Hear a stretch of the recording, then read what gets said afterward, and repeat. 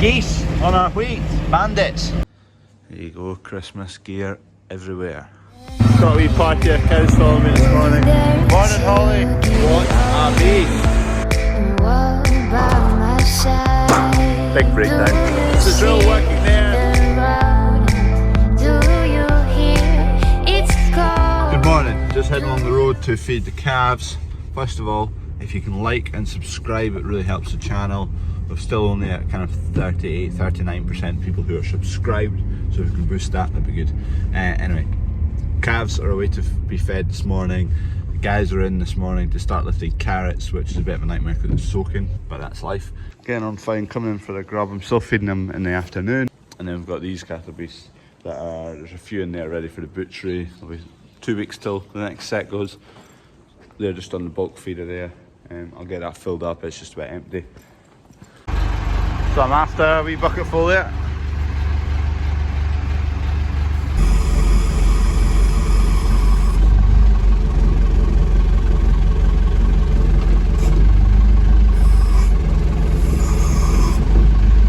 Is this all gonna fit?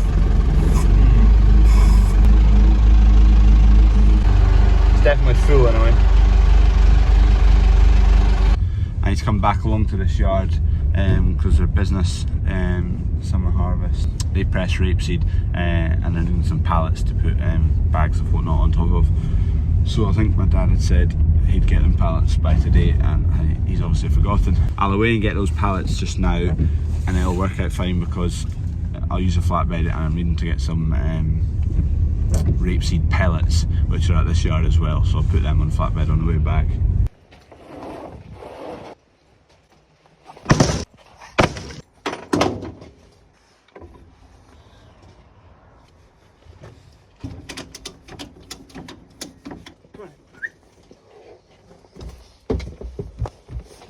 The blue pallets, they're property of someone. Property of, I don't know. Blue pallets just float about the country until they eventually end back where they're meant to be, where they belong. But you can't sell them officially. Forks back on. 3 sliders in here. That's just the retention pins. Bag of rapeseed pellets here. Check that they are. Yeah. Get this bag on the trailer, strap it down, and we're good to go. I've already got the pallets off and in that shed.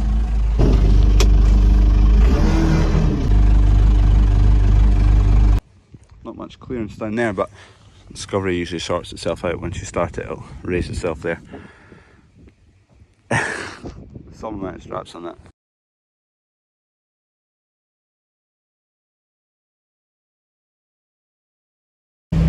Geese on our wheat, bandits. I'm going to go and scare them away because it's just starting to peek through this week, so they'll be nibbling away at it.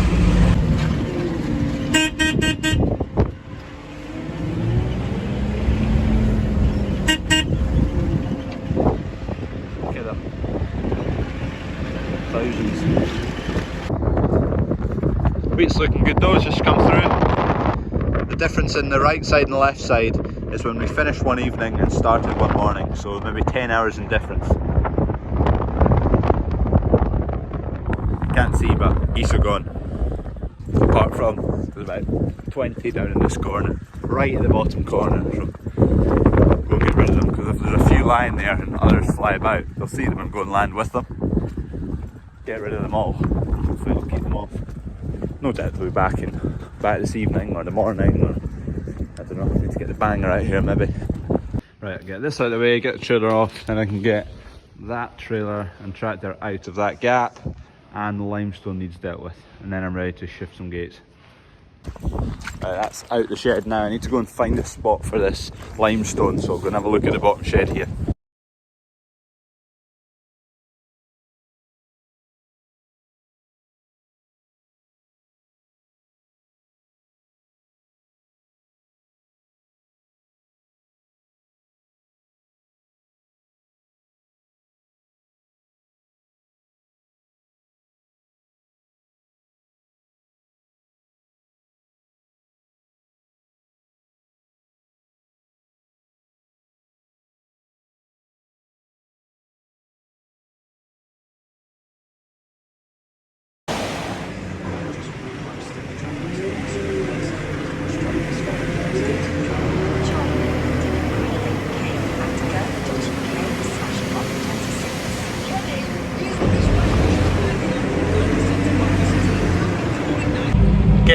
should be able to squeeze it all in. You never make a big enough gap. So I've just been shoveling for a wee bit, trying to get some more space to fit this in. Still quite a bit left. It's a bit annoying, I can't get it right into the corner because I can't come straight that way or straight that way because there's wheat there, soya there. So I'm just having to get it as close as I can, but you can see there's a big gap in the back there. Also, it takes a wee bit of time to move because you can't get a full bucket. It's effectively just fine stone.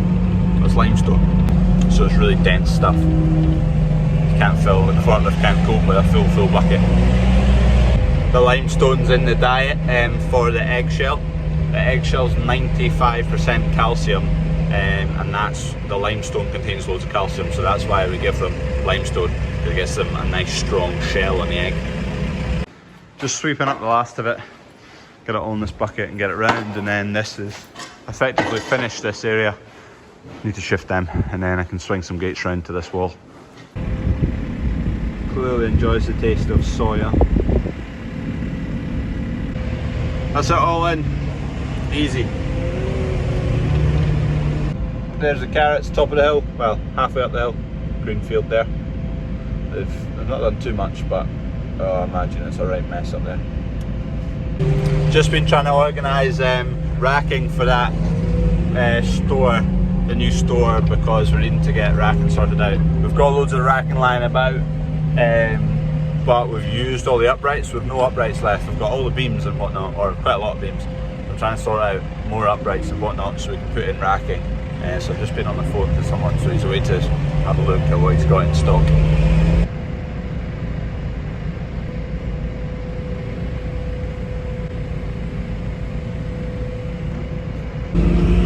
If we do get more coos this weekend, we'll need more troughs because we're kind of out of troughs and enough space for all the cows to line up and eat.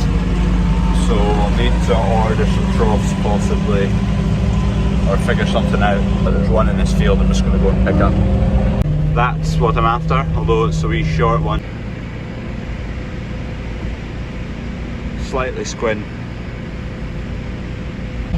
So I'm going to replace one of the sheeted gates with this.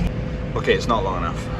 Because there's no central passage, or effectively this whole line down there is disappearing. I've not got the space for troughs, so it's just going to be from that wall to that wall, and these two sheeted gates can't be used for troughs, so I need to change them. That's why I'm putting in those solid gates. So I need to extend those gates, extend another gate, and take the sheeted gates out and put those in so I can get troughing space all the way along here, because I'm hoping to have about 35-40 cows in here, which take up a lot of headspace.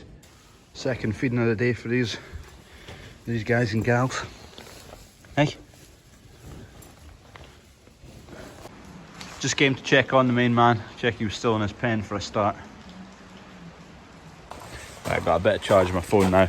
I've just been putting the tractor away and forklift away and whatnot. Need to head back along to yard number 2 because that bit, I don't know what video ago, a few videos ago, we dug a channel to get water away. It's needing a little bit extended on the other end to get it right into the field. So I'm away along to do that just because it's pouring it down now. So try and get the water away and make sure it works. You probably can't see, but thankfully the carrot guys have stopped. Otherwise it would be a hell of a mess. Yard number 2 and it's soaking. It is disappearing, you can see. It's going down there, but it'd be quicker if it went out into there. I'm just going to reach over with a fork and break up the wee end ring bit, hopefully without knocking the fence down. Just like that, maybe.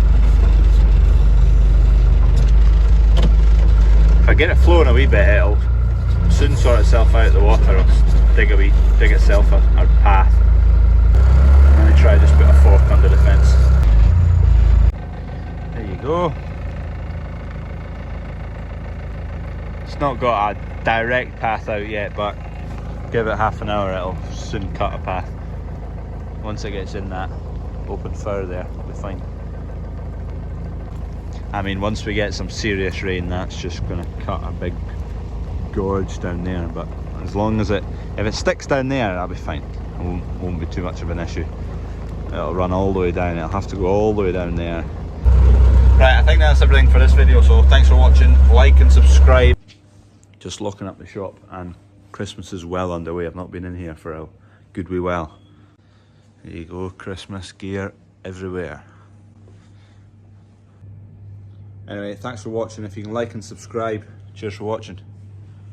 These are actually for Doug's. We'll need to get one for Lulu. Not yet. So yesterday I asked the difference between the red and the blue. So blues are first gen seed. Reds are second generation seed. That just means how many years of kind of life cycles it's had. So first gen seed, once you plant it in the ground and harvest it again, it then becomes second gen. So it goes from breeder seed, which is I think is also called pre-basic seed, to basic seed, to C1, to C2. They're like the maturity levels of the seed. So the breeder seed is the least mature, and at those stages the seed's very pure, and it's controlled, and it's a lot more science involved at that stage, which I don't actually have a clue about. And then it goes to basic seed, and then C1. So we only ever start at C1. By my side, do you see